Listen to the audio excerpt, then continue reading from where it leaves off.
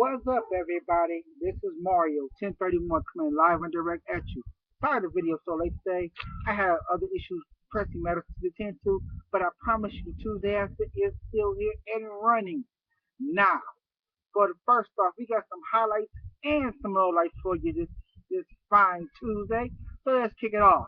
My first thoughts are not just idiot of the week. No, this time we have, as they are now saying, three idiots this week. And also, I'm going to give you a little bit of what's it say? My sixth sense. We're going to start off like that to say. Now, first off, him. Number three, we're going backwards for all y'all that don't know. Yes, I'm going to talk about the Lions. They didn't win, and they had a chance this week. But come on now. You blow a second half lead, and then you get called for pass interference call. And then you will have a chance no more to win the game. So, my Detroit fans out there, I'm going to let you know this now. Lions keep playing like that, they're going downhill. Come on now. How can you have a lead against the Arizona Cardinals? Dogging them out. Now, mind you, I didn't see none of these games. I was at the WWE Night of Champions where a dog fight was happening. It may have been fake, but guess what? The real showdown is the Lions couldn't handle the championship belt, the WWE Championship belt that Randy Orton once had belonged to Daniel Bryan. That's right, I said it. Y'all haven't seen it? Go cop that or go get it. How are you gonna get it? I don't care how you get it. 50, 40, 30 bucks. I don't know. I don't really know. But anyway, um, Detroit Lions look like Randy Orton out there. Yeah, they blew a big goose egg. Orton wanted to be the champion, but couldn't prove himself. That's what the Lions did. Lions wanted to win the game. They couldn't prove themselves. And you know what? Second half, I gotta admit, the Lions, that's on them. The defense, the offense, that's on them. They blew it big time. And with a pass interference call, man, y'all just don't know. The league's gone. It's over. But speaking of pass interference call, my number two pick for the idiot of the week is, man, the Buffalo Bills. Seriously, I no, I'm sorry, I take that back. The Carolina Panthers. Seriously, now I take nothing away from E.J. Manuel of the Buffalo Bills for going marching all the way down the field and scoring on a game-winning last-second touchdown drive to beat the Panthers. But seriously, pass interference set that up. And everybody knows the worst call you can get at the end of the game is pass interference, especially if a rookie quarterback is marching down the field. Really. Take nothing away from EJ Manuel. Yes, he's a rookie. Yes, he can prove himself in the NFL. But when you get a break like that, any quarterback in the NFL, you gotta know you better score. And the Buffalo Bills, and the Carolina Panthers, they gave him that break. What's up, Carolina? Y'all can't do no better. Seriously, Dalone's gone. You can't blame him. You know, you can't blame you guys except for yourselves. The defense, where you at? I did a segment last week called Where's the Defense? This time I'm talking about where's the penalty box? 2 minutes for both of y'all. Get in there. Oh, but this one's get a 5-minute major. Hockey season's coming around soon. Get at me. Anyways, 5-minute major belongs to the refs of the Pac-12 conference. Yes, I'm talking about the debacle they made between for the Big Ten and the Pac-12. Seriously, Washington and Arizona State. Come on now. This is my six cents to you guys, refs. Y'all want to be the NFL, but I expect the NFL to bust a call like that, not the college guys. But unfortunately, Ed Hockley, are you there? Chris Webber, are you there? Come on, seriously, that's like blowing a timeout when you ain't got none. I'm calling it. I'm calling it how I see it. You guys are the worst refs in the NBA Finals ever. Seriously, 30 seconds ago, he took a knee, he set the ball, the guy fell in the ball, and y'all didn't see it. Y'all couldn't set up for the spike.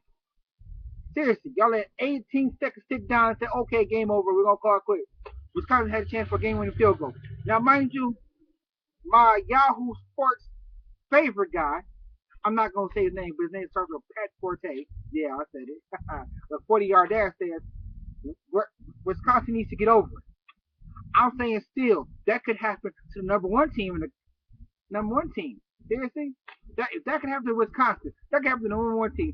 And that could be the number one ranking loss, the national championship loss Seriously, get at that. You gotta come on. You gotta understand. In college, you're not supposed to make that big of a mistake. That's like getting 5 yards. I'm sorry. That's like getting 5 downs in the NFL. That's a huge mistake right there. That's like getting 4 strikes. I call how I said it. That's my 3 idiots, and that's my 6 cents. This is brought to you by GTA 5. Yes, that's right. It's introduced today. I got it. I played it. It's good. Come on now, big guy. It's better than GTA 4. Anyway, we're gonna move on to my 3 stars. The third star I gotta give to my boy Jay Cutler. Yes, I know that Minnesota is not the greatest team in the world. They hung in there though, and I do admit the Chicago Bears special teams do need work, very much work. 105 yards is not acceptable, not acceptable at all. But when you got my main man Jay Cutler with Brandon Marshall covered, who you give it to? Come on now, Bennett. 15 yards for the touchdown pass. Bears win. Enough said. You know I gotta say that. Chicago now on top of the NFC North, and we're on with Green Bay. Where the Lions are 1-1, where they should be. I said it, and I mean it. My second star goes to DeAndre Hopkins. You good job, young man, stepping in as a rookie. The Houston Texans OT win over the Tennessee Titans in that great Calvin Johnson-like catch. And I got to give him mad props for that because if you're a rookie, it's hard to make that catch in the end zone in OT to win a game. But he did it. That's very good of him. And I give him mad props. 2 thumbs up for that player. 2 thumbs up.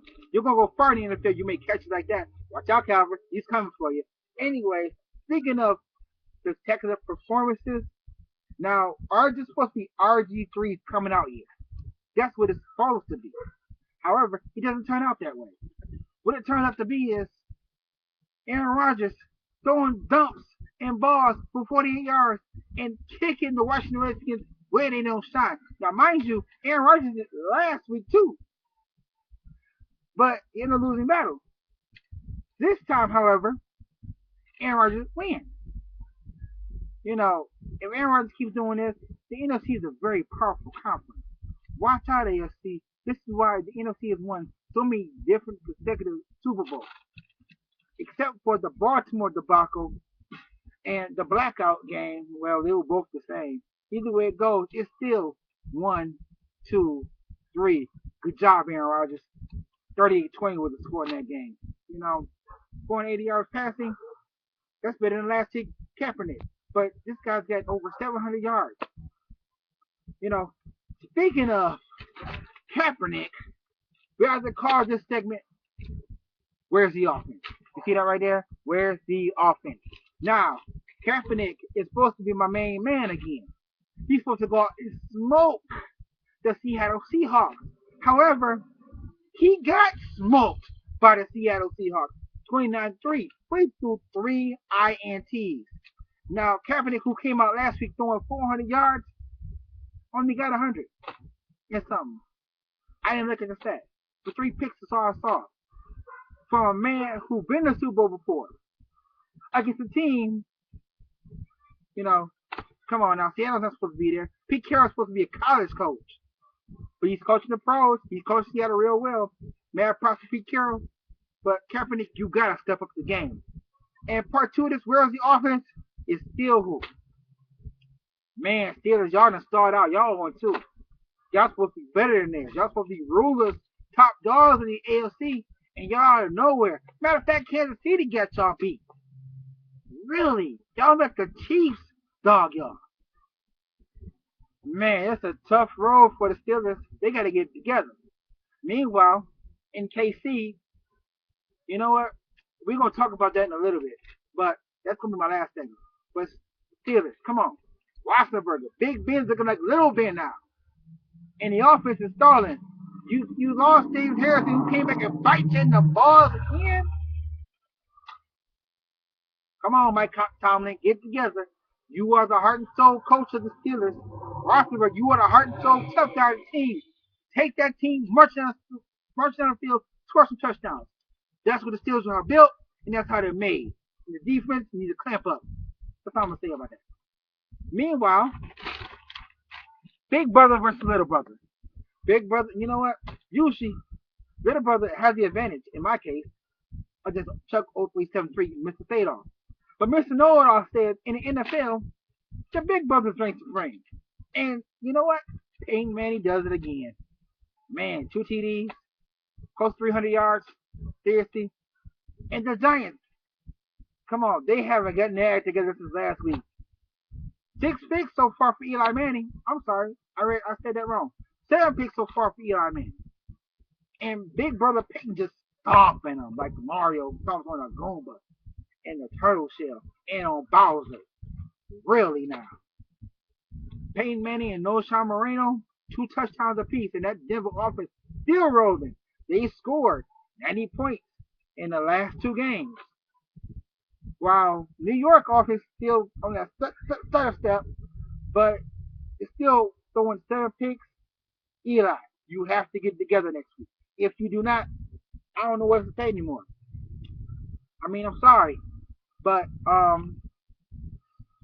the Giants are going nowhere, and Eli might be benched if this happens again next week. Now for my final thought of this week to Tuesday after. You know, my main man, Donovan McNabb, the heart and soul of the Pittsburgh Eagles. I'm sorry, not Pittsburgh, wrong city. Philadelphia Eagles offense is getting his number raised to the roof. Number 5 is going up Thursday night. But Andy Reid's on the other side. He coaches the 2-0 Kansas City Chiefs when they walk into Philly. Now, how does that make me feel? Well, this is my 6th cent part 2. Donovan should have had his number retired last year. Come on now, a quarterback like that. I mean, Donovan did not make it to the big game, and he did not win the big game. But it's not Donovan's fault. He's been the heart and soul of the Philadelphia Eagles offense. He's been the heart and soul of Philadelphia for many years. And you can't tell me the Eagles would not be the way they are if it wasn't for Donovan McNabb. Now, they treated him wrong the last 9 days, but Donovan is a well-respected member of the Eagles, and always will be. Hats off to number 5, and I'm glad to see it retire Thursday night.